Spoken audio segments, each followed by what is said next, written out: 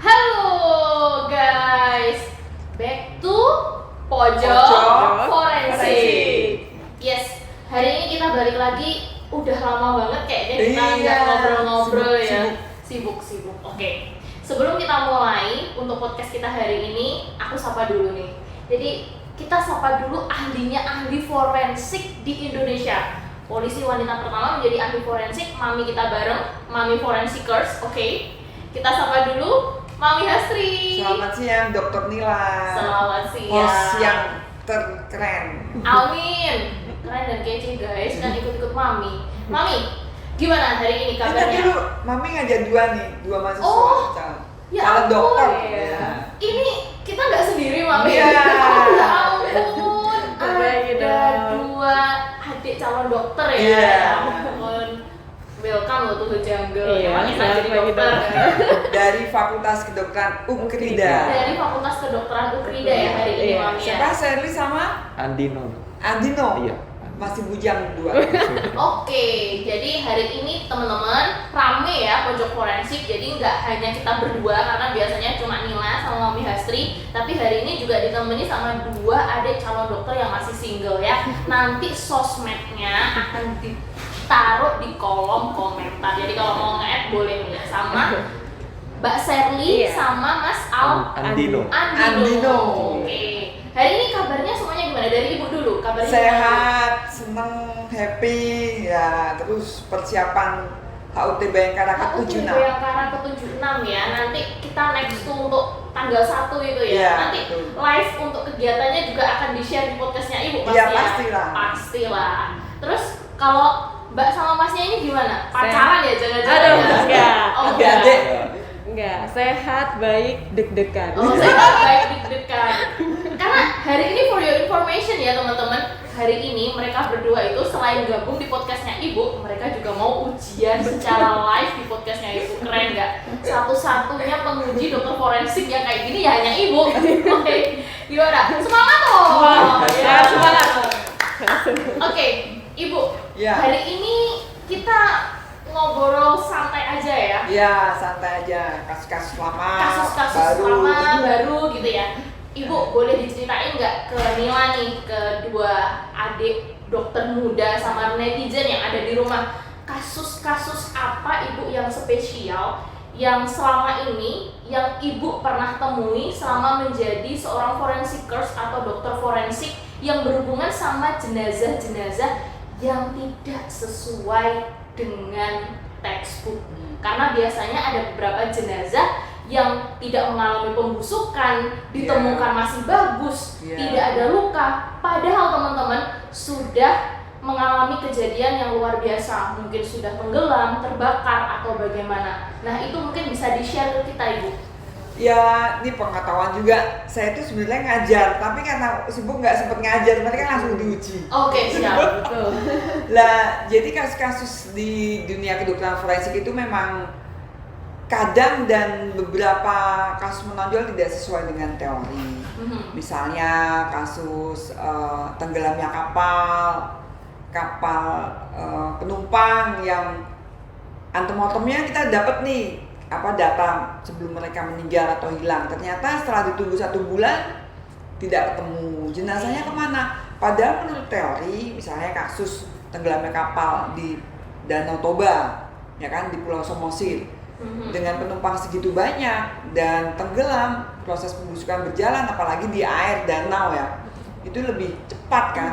Pasti hari ke-5, ke-7 itu akan ibaratnya Muncul iya, di permukaan gitu iya, ya. karena kan pembusukan dari dalam tubuh, gas meningkat sehingga mengangkat tubuhnya untuk ke atas. Ternyata saya 1 bulan di sana tuh kayak orang nungguin pacar gitu, tapi tidak ada jenazah satu. Nah, ternyata penyelam sampai kedalaman 50 meter juga tidak ketemu apa-apa. Ternyata di dalam mungkin memang ada lumpur atau suhunya yang terlalu dingin atau memang banyak rawa di bawah, itu tidak terdeteksi seperti itu. Dan juga ada juga kapal tenggelam pesawat Adam Air di Makassar, itu juga hilang 1 penumpang. Datanya kita udah lengkap, antemortem, postmortemnya nggak dapat, jadi mereka tidak bisa teridentifikasi. Itu di laut. Nah mungkin karena keras dengan air laut keras, jadi terjadi body part ya yang kecil-kecil sehingga terseret arus laut dan hilang. Dan banyak binatang jelas di laut kan.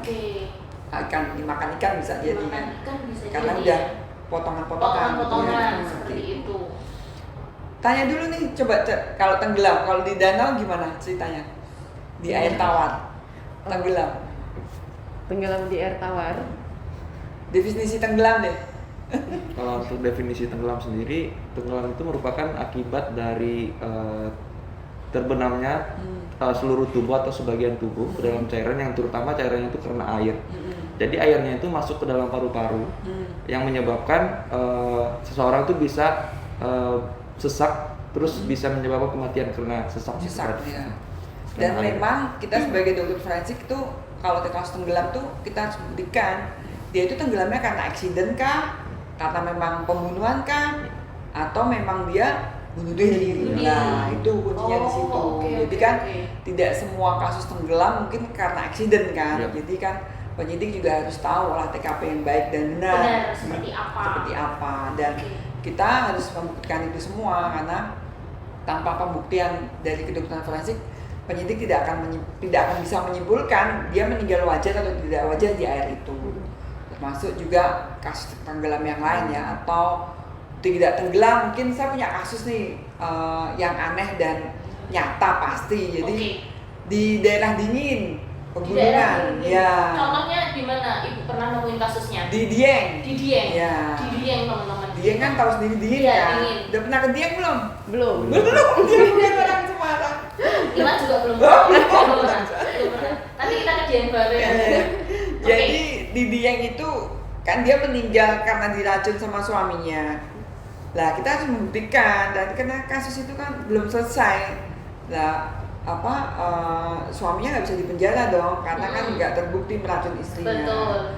Buktinya apa di tubuh jenazah ini kan? Jenazah ini kan nggak mungkin kita bawa ke pengadilan, harus kita otopsi, kita periksa, ambil sampelnya untuk membuktikan apakah ada racun atau zat lain yang mematikan. Ternyata setelah kita ke sana 5 bulan nih, kita gali kubur ya, itu ternyata jenazahnya masih bagus, utuh teman-teman. Udah 5 bulan. Iya, mengering utuh, bagus. Mungkin kalau organ dalamnya memang mengempis ya, palisis gitu kan. Jadi pembusukan yang alami, tapi dia tidak kayak pembusukan normal kan keluar semua isi yang dos gitu kan. Betul. Dia tidak. Jadi ke dalam mengecil dan terabsorpsi sendiri dan menyatu dengan kulit dan tulang, jadi utuh. Bagus ya. Dan kita ambil dari lambungnya masih ada, terus sama tanah sekitar tubuh korban itu ternyata positif loh racunnya. Jenis dari racun tikus. Ya, seperti itu, positif racunnya. Jadi kan dari situ ya memang dia meninggal karena racun ini. Gitu. Jadi ya itulah yang kadang kita nggak mungkin, makanya saya sering kalau penyidik minta ya sudah kita kerjakan, kita buktikan dulu, otopsi dulu gitu, seperti itu. Kayak kasus yang menonjol di Samarinda mungkin yang seorang anak ditemukan tanpa kepala, seperti itu kan kesannya bagaimana, karena dikira ada kasus pembunuhan, tapi kan setelah kita periksa dengan tubuh jenazah yang lengkap, bagian tubuhnya juga lengkap walaupun masih kecil, dan kita temukan ternyata dia memang kata kakinya kecil, tulangnya kecil, kalau mengecil satu, jadi jalannya jijit. Ternyata jalannya jijit, dia kepleset, keseret arus, terus masuk ke parit. Dan karena pembusukan setelah 2 minggu ketemu, jadi kepalanya lepas. Seperti ini ya, ini kepala. Ini kepala asli teman-teman. Iya. Jadi, itu tadi kasus-kasus luar biasa yang pernah ditangani oleh Mami Hastri. Nah, Nila tertarik nih ya dengan kejadian yang ada di Dieng. Jadi kejadian yang ada di Dieng itu sudah dikubur selama 5 bulan, kemudian Mami gali kubur untuk dapat sampel dari racunnya, tetapi pada saat ditemui teman-teman itu masih utuh. Ya, sorry nih teman-teman, biasanya kalau Indonesia hal-hal seperti ini pasti disangkutkan ke hal-hal mistis. Iya betul. Nah, iya betul deh, karena setelah itu kan ada kasus lagi. Saya ke sana, saya lihat makam itu, ternyata didatengin penduduk, dikira dia orang pintar.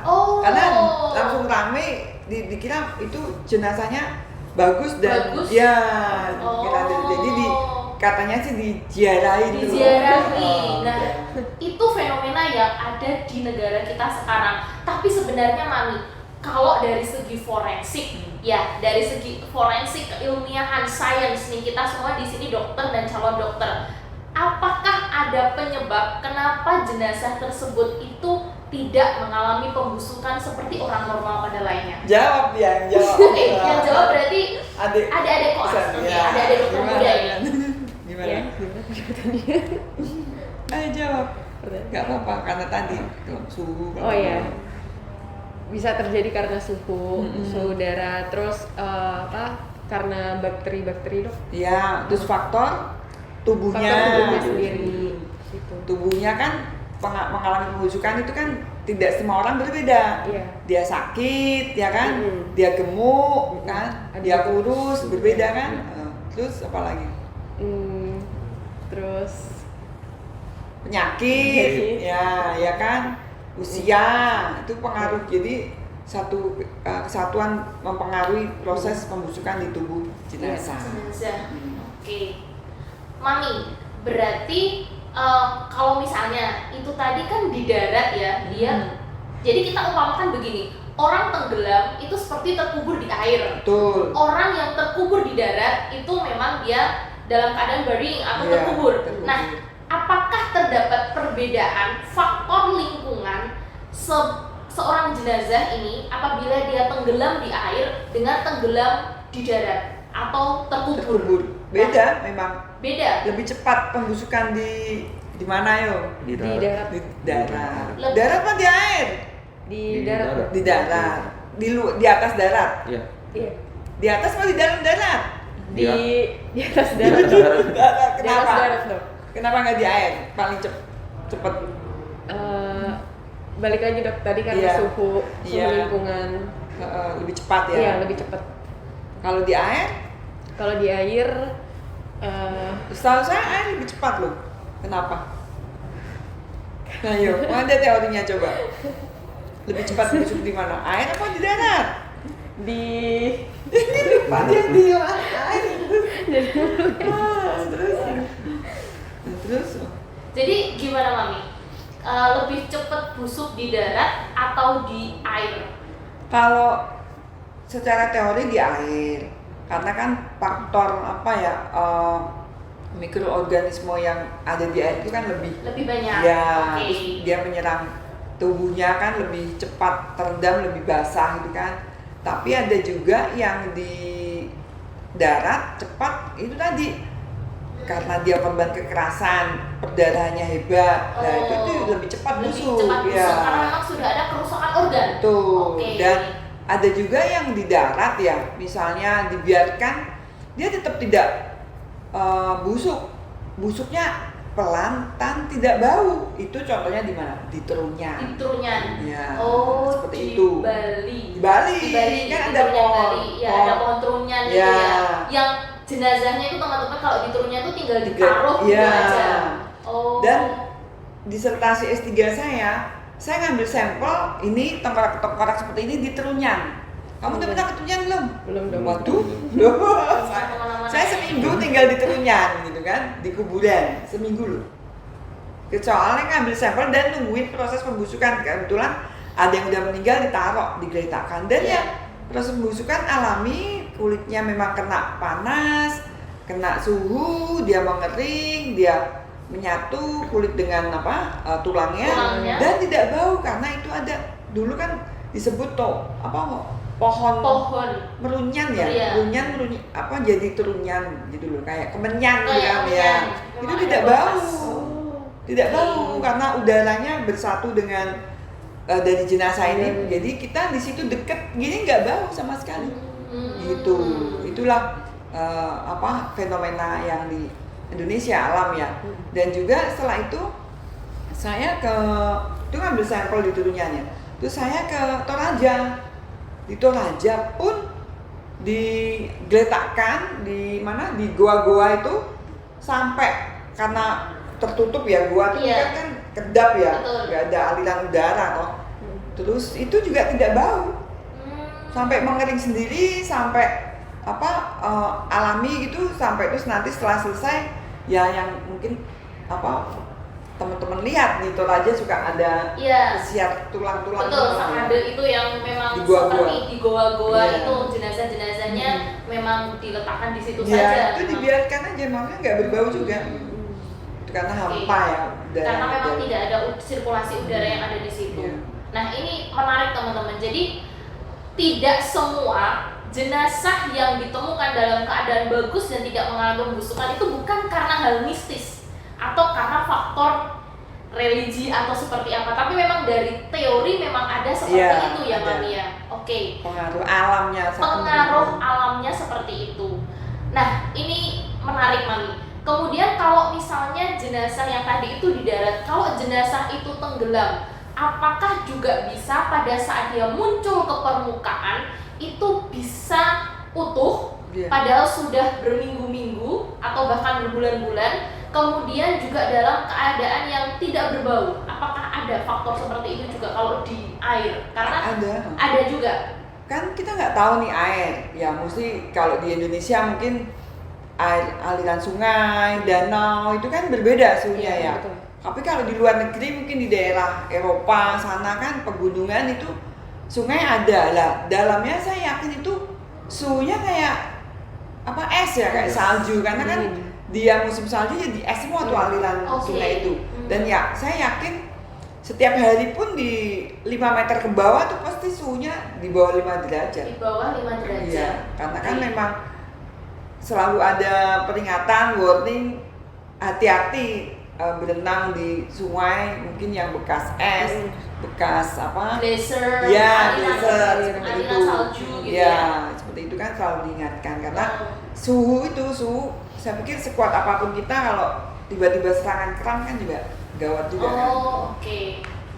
Jadi memang harus ada warningnya. Jadi Iya. kalau di air pun teman-teman, kalau dia itu suhunya memang sangat rendah, itu bisa jadi orang yang mengalami accident kemudian tenggelam di sana, bisa jadi pada saat muncul ke permukaan pun masih dalam keadaan yang utuh. Iya, Walaupun betul. sudah berminggu-minggu ya Mami ya. Pasti utuh karena kan proses pembukuannya itu ya, Iya. freezer apa frozen apa freezer namanya frozen. Frozen. Karena mengering jadi menyatu dia jadi utuh gitu kan.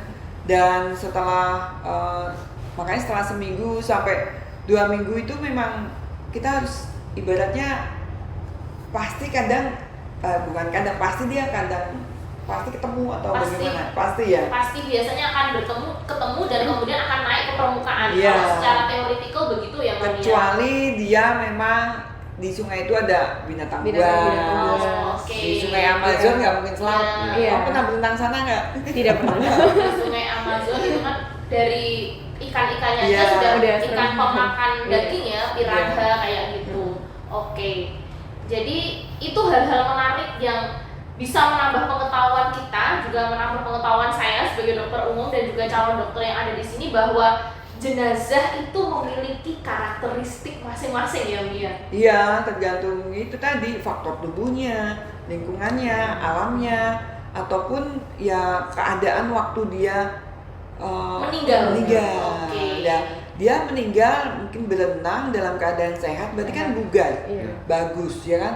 Proses pembusukannya bisa lama dan kalau dia suhunya di bawah sungai itu dingin, dia kena kram, kejang gitu kan, itu kan accident ya. Iya. Betul. Setelah itu terjadi kayak pengerasan karena suhu atau es, ya setelah beberapa hari, seminggu atau 2 minggu bisa diketemukan, apalagi ada bendungan aliran Iya. sungai tersebut. Dan Hmm. ya mungkin karena akhir-akhir ini kemarin ini baru kejadian ya, Iya. kejadian dari salah satu putra pejabat kita kan, Iya, dan betul. memang itu wajar dan saya yakin memang pasti tubuhnya masih bagus, masih utuh karena suhu Suhu. sungainya. Suhu sungainya. Dan setelah saya baca artikel di sungai tersebut memang itu di bawahnya ternyata ada rimbun tumbuhan pinus ya. Oh, paku-pakuan seperti Paku-pakuan, itu. Oh. paku-pakuan sejenis Sejenis- kayu pinus ya. Sejenis kayu pinus Daun. atau semacam kayu minyak kayu putih Minyak gitu Betul, ya. iya, Ah, itu eukaliptus. sejarahnya. Eukaliptus. Iya, jadi ya otomatis seseorang atau benda atau mungkin apapun yang terendam di situ bisa wangi, Iya. bisa tidak ada bau yang Bau. tidak enak gitu kan, seperti itu. Dan itu normal sih, saya pikir nggak masalah ya. Iya. Oke, teman-teman, ini hari ini podcastnya seru banget ya karena kita jadi tahu bahwa banyak sekali karakter jenazah dari kasus-kasus yang sudah ditemukan oleh Mami dan yang berhubungan sama kejadian di sekitar kita pada akhir-akhir ini. Dan itu mungkin bisa menambah pengetahuan netizen, teman-teman semua yang ada di rumah yang tertarik banget sama dunia forensikers. Mungkin untuk hari ini podcastnya cukup ini dulu. Belum selesai, Mami? saya mau nanya. Ada Coba pertanyaan lagi? tentang tenggelam, jenis-jenisnya apa ya, aja? tenggelam. Ya. Biar pengetahuan buat teman-teman. Iya, ini mau dijelasin tenggelam sama Bu Dokter muda yang cantik. Jenis-jenis tenggelam ada dry drowning, Drowning. ya wet drowning, Iya. terus immersion, Iya. sama yang satu lagi itu Apa lupa nih kan? jadi kembali Terus grogi dia. Terus nggak apa-apa. Apa? 4. iya ada 4. Nah, terus apa lagi?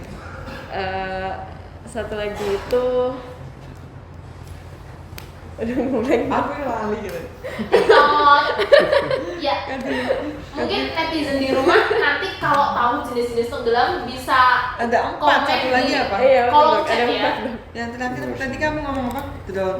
Immersion, wet, dry, dry. sama satu lagi tuh Emerson, wet, dry, kering. depannya tuh S dong. Soft apa? Pas mengalir. Hah? Bukan. Suffering? Bukan. Catatan aku situ. Iya. Lupa deh. Suffering apa ya? Suffering dong, drowning dong. Nah, iya.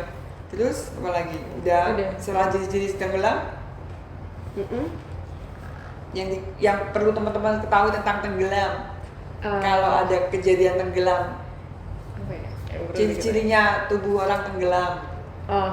Ini dok harus ada apa? Tangannya itu yang Ya, washerwoman. kan kita harus buktikan dia tuh memang meninggal di air atau di luar. Atau di luar, Nah, kemudian ditaruh di air. iya, atau dia meninggal dulu di luar, dipukul taruh di air kan seolah-olah dia tenggelam karena kecelakaan. Lah kan itu yang kita harus buktikan. Apa aja harus ada apa? Apa? Woman head syndrome. Woman head syndrome. Terus dia itu bisa jadi apa dari pakaiannya dia basah. Ya, pasti gitu. ya. Terus biasanya pakaiannya juga biasa ada bercampur dengan lumpur dok. Ya, untuk biasanya. mengetahui benda asing apa Benda asing. sesuai nggak sama yang di Iya, TKP gitu kan. Terus Terus udah. lagi grogi dia. Iya.